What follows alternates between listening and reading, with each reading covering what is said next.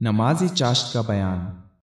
عن عائشة رضي الله عنها قالت إن كان رسول الله صلى الله عليه وسلم ليدع العمل وهو يحب أن يعمل به خشية أن يعمل به الناس فيفرض عليهم وما سبح رسول الله صلى الله عليه وسلم سبحة الضحى قط وإني لأسبحها۔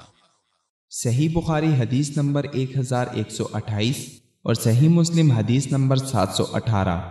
حضرت عائشہ رضی اللہ عنہا نے فرمایا کہ رسول اللہ صلی اللہ علیہ وسلم ایک کام کو چھوڑ دیتے اور آپ صلی اللہ علیہ وسلم کو اس کا کرنا پسند ہوتا، اس خیال سے ترک کر دیتے ایسا نہ ہو کہ دوسرے صحابہ بھی اس پر آپ صلی اللہ علیہ وسلم کو دیکھ کر عمل شروع کر دیں اور اس طرح وہ کام ان پر فرض ہو جائے۔